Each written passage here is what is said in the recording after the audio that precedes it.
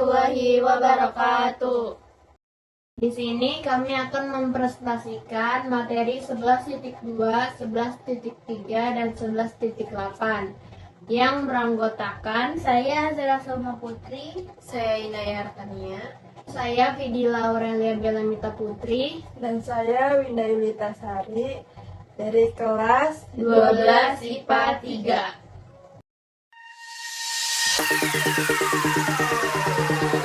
Pembangkit listrik tenaga nuklir atau PLTN adalah sebuah pembangkit daya termal yang menggunakan satu atau beberapa reaktor nuklir sebagai sumber panasnya. Prinsip kerja sebuah PLTN hampir sama dengan sebuah pembangkit listrik tenaga uap, menggunakan uap bertekanan tinggi untuk memutar turbin. Putaran turbin inilah yang diubah menjadi energi listrik. Perbedaannya ialah sumber panas yang digunakan untuk menghasilkan panas. Sebuah PLTN menggunakan uranium sebagai sumber panasnya. Pemanfaatan energi nuklir di Indonesia. Mengutip The Emirates Nuclear Energy Corporation, energi nuklir yang menghasilkan listrik dapat memberikan sejumlah manfaat di banyak sektor, mulai dari sektor pertanian hingga medis. Energi nuklir juga digunakan untuk eksplorasi ruang angkasa. Prospek energi nuklir dalam beberapa tahun ke depan. Energi nuklir menjadi potensi yang sangat besar di masa depan karena ketersediaan yang di alam masih sangat berlimpah dan diprediksikan bisa digunakan selama ratusan tahun.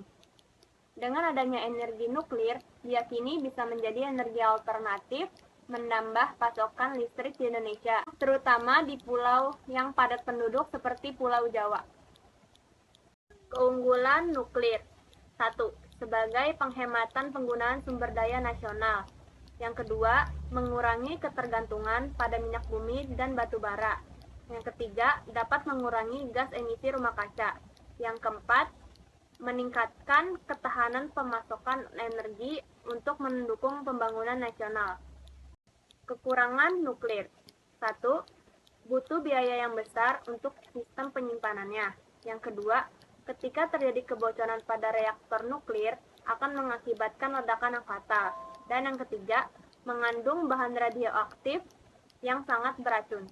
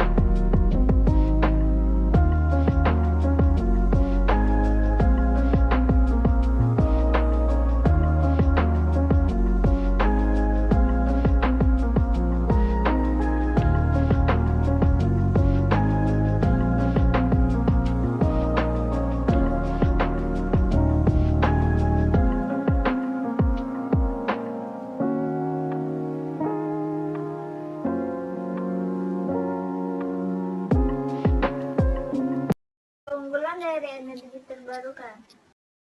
Yang pertama ada energi surya. Energi matahari banyak dimanfaatkan untuk bahan pembangkit listrik karena memiliki beberapa kelebihan berikut ini. 1. Energi yang terbarukan dan sangat melimpah. 2.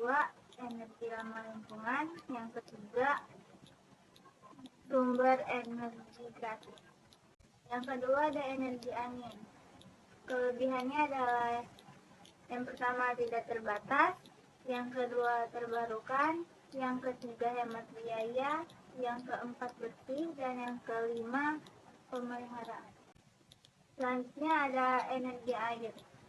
Keunggulannya adalah yang pertama ada air dapat digunakan berulang kali dan secara alami tersedia dari curah hujan bumi.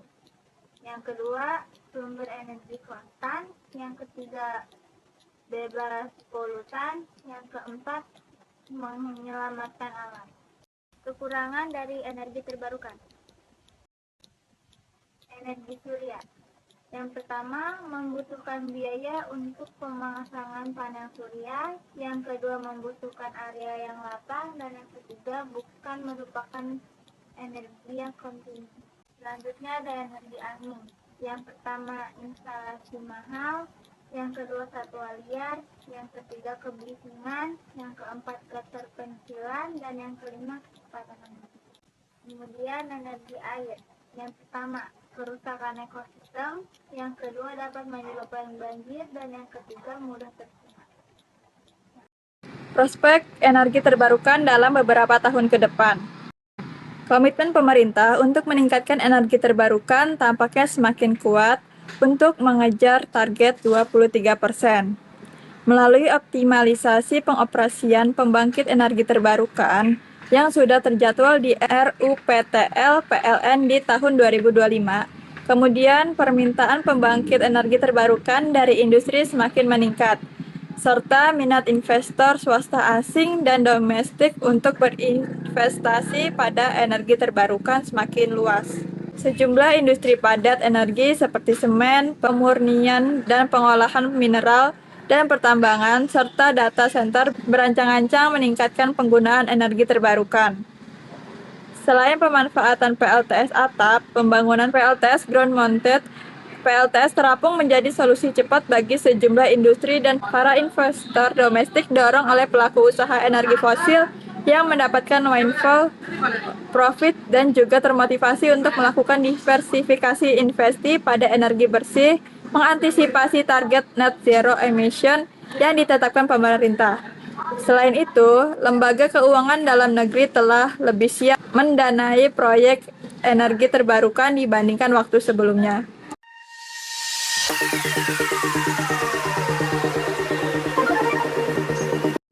Apakah semua pemanfaatan energi bersifat ramah lingkungan atau green energy? Nuklir memenuhi kriteria green energy, yaitu 1. Tidak adanya emisi. 2. Mempunyai footprint yang kecil. 3. Sumber tidak merusak ekosistem. Harus memperhatikan pengelolaan limbah. Energi nuklir dianggap lebih efisien dalam menghasilkan energi dibandingkan sumber energi ramah lingkungan yang lain. Berdasarkan kajian akademik, nuklir merupakan solusi ramah lingkungan yang berkelanjutan untuk mengejar Indonesia sejahtera dan rendah karbon pada tahun 2050. Implementasi nuklir sebagai energi terbarukan diharapkan mampu memenuhi kebutuhan energi sekaligus dapat mencapai target penurunan karbon di masa mendatang. Jika pemanfaatan energi tersebut berdampak negatif, bagaimana cara menanggulanginya? 1.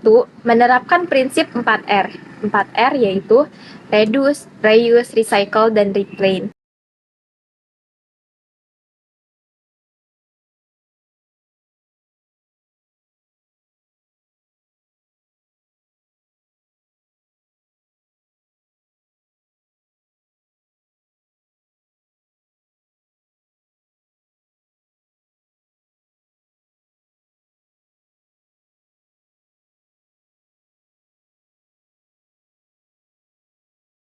Yang kedua ada reboisasi, dan yang ketiga ada bioremediasi, yaitu pemanfaatan mikroba ataupun tanaman dari kontaminasi jadi limbah yang akan dibuang harus dibersihkan dahulu. Kontaminasinya, jadi dengan adanya bioremediasi, limbah yang akan dibuang tidak menimbulkan dampak buruk bagi lingkungan. Yang keempat ada rehabilitas lahan, yaitu adanya rehabilitas dapat menjadi salah satu upaya untuk mengembalikan lahan secara ekologis. Rehabilitas juga menjadi upaya untuk mengembalikan lingkungan fisik untuk bisa difungsikan kembali. Yang kelima ada reklamasi pantai, yaitu kegiatan pemulihan pantai untuk menyelamatkan lahan yang kritis dan mati, untuk menjadi lahan yang lebih produktif. Sekian penjelasan dari kami. Jangan lupa like, share, and subscribe. Wassalamualaikum warahmatullahi wabarakatuh. Dadah.